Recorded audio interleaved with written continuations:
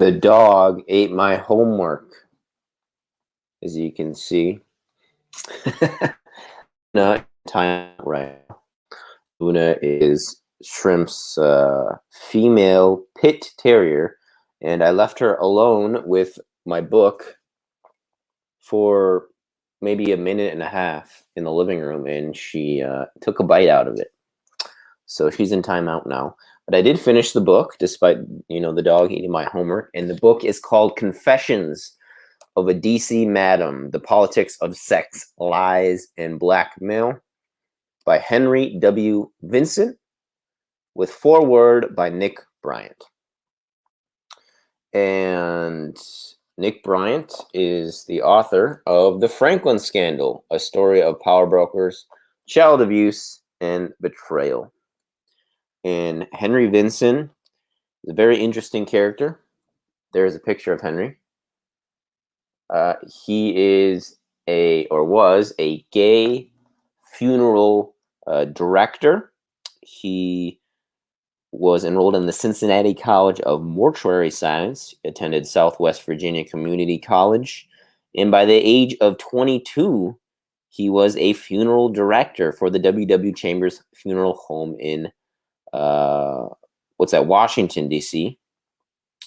And then he owned and operated, just by happenstance, he met someone in the escort community, and he purchased the largest gay escort service in Washington, D.C. And he did this very ingenious marketing idea where he basically figured out what the other phone numbers were for escort service in the DC area, and he called those numbers, realized that several of them were out of service, and he purchased those numbers and used them for his gay escort service.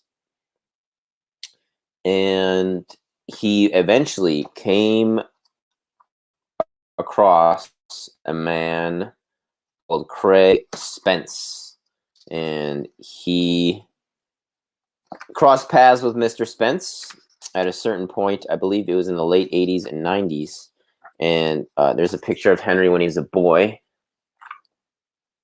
And Craig Spence was essentially the Jeffrey Epstein of this particular network, which was mostly boys.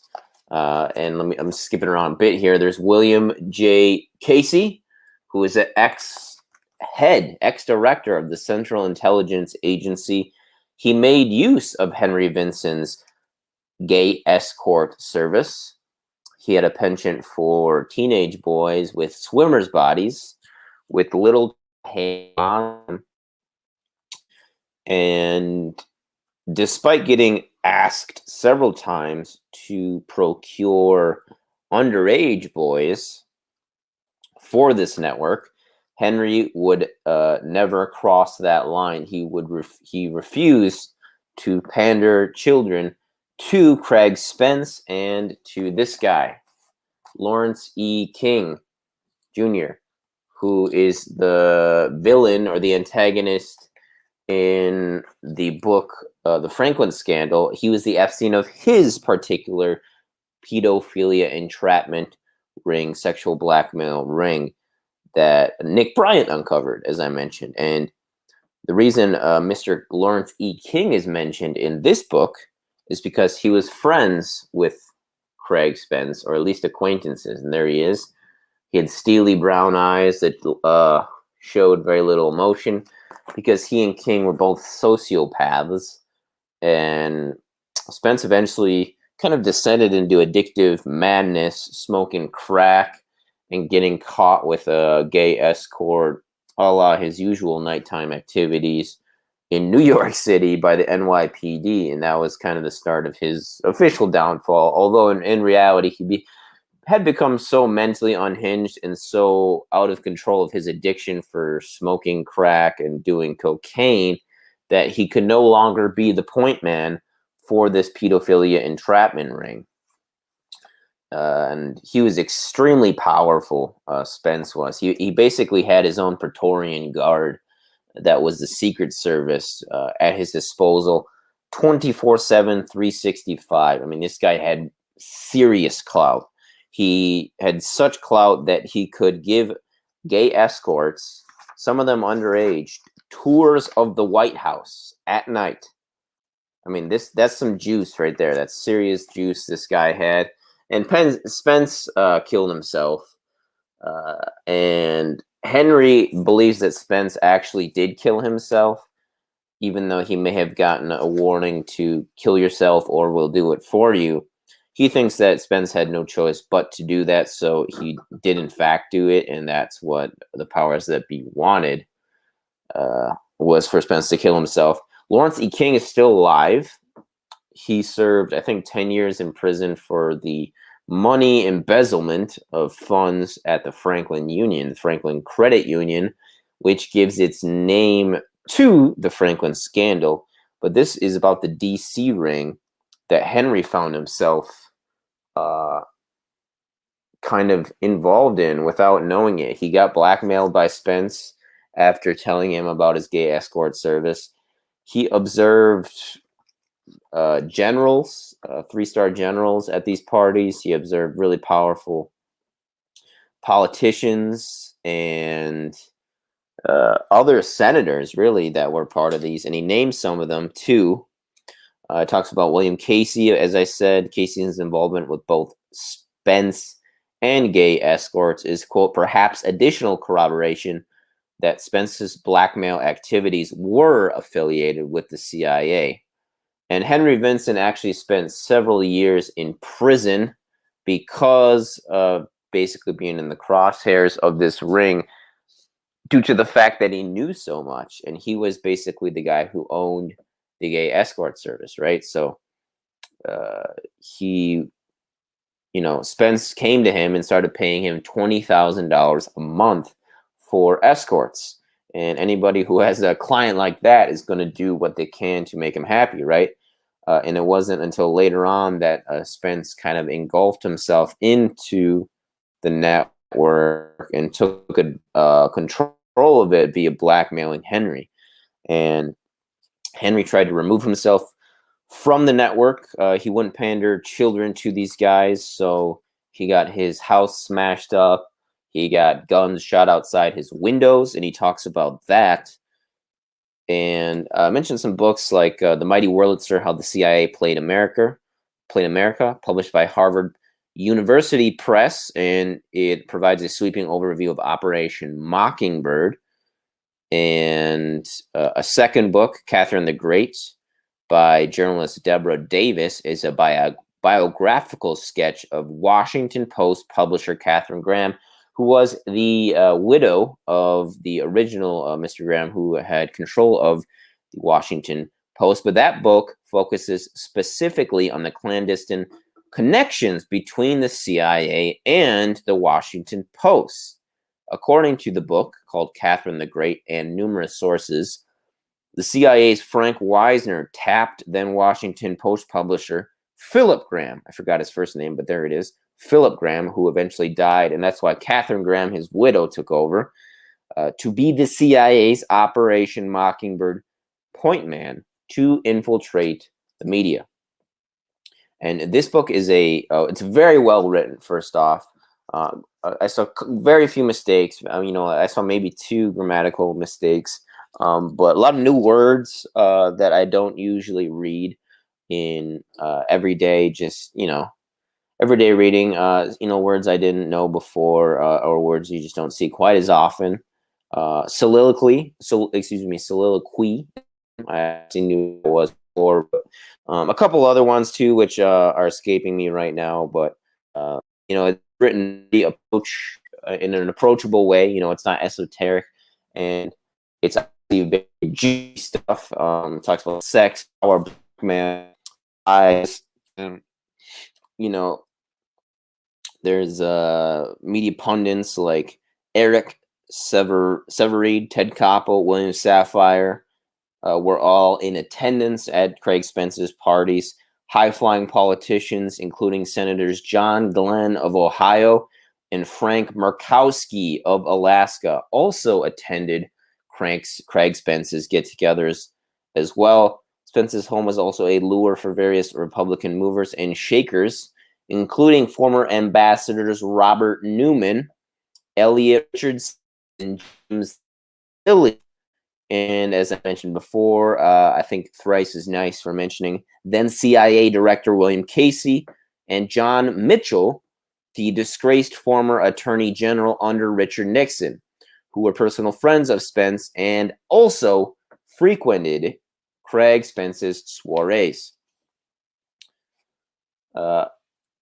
He goes on to say, though, with a bit of a caveat, although Craig Spence's home was a magnet for DC elites, he doesn't necessarily think that everyone who graced his parties was compromised, similar to the Epstein Island. That's something that Virginia Joffrey said. She said not all men took part in the partying, but on the other hand, many of Craig Spence's party goers were lubricated on alcohol before they had illicit drugs and a wide variety of sexual playmates, including children, dangled in front of them to tempt them, of course.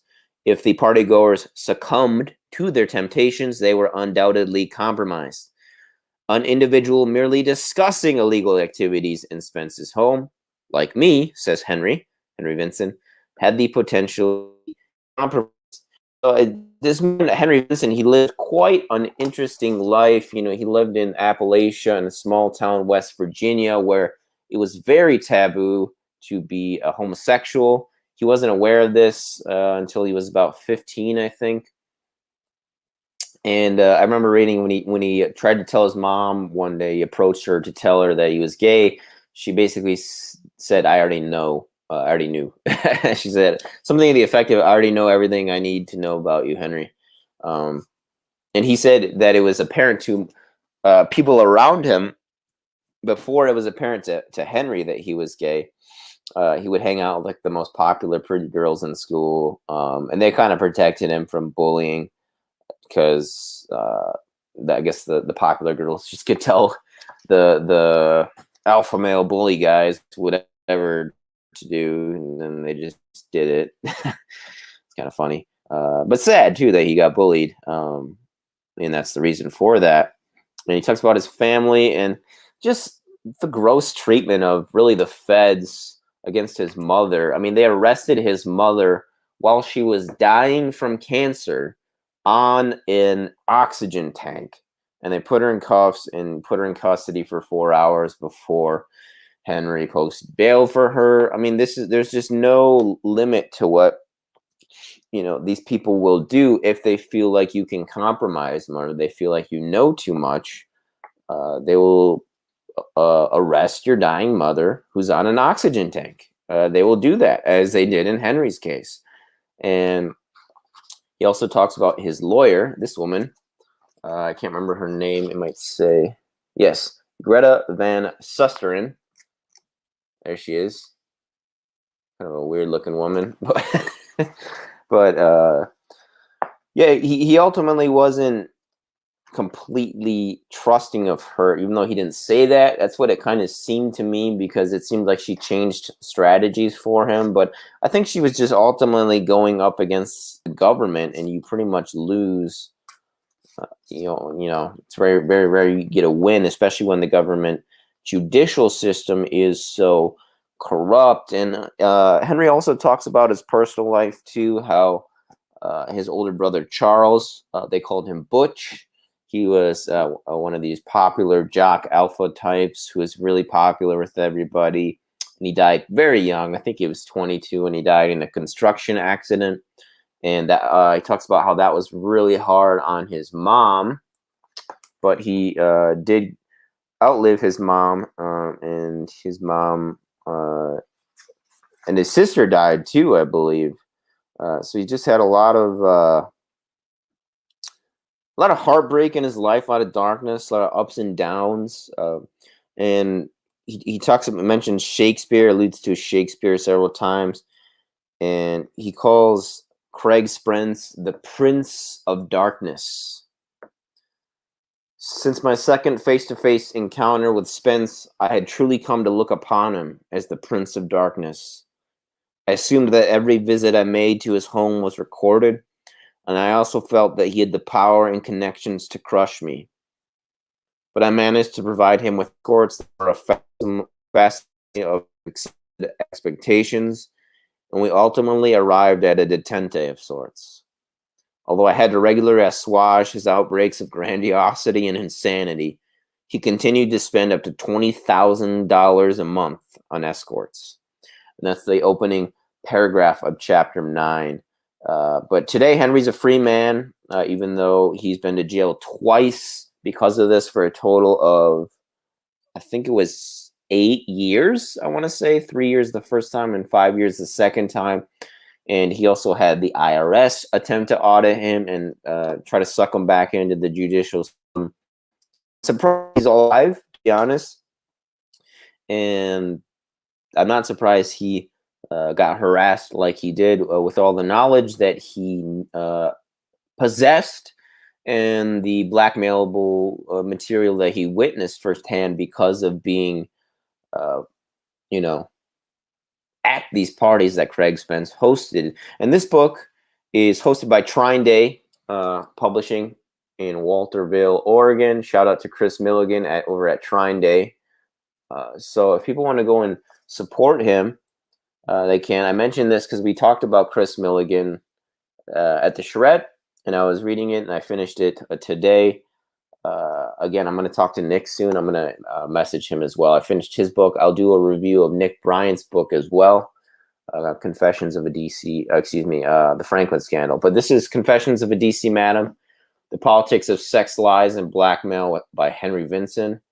Foreword by Nick Bryant. Really fascinating book, and I think essential history for people who like investigating the masters of the dark arts and the government agents who make use of this blackmail, because it's such a taboo topic in many ways. It's uncomfortable to talk about, but also not many people, and Americans especially, know this stuff even goes on. But here we have the proof, and 25 years later, they still, refuse to unseal the files.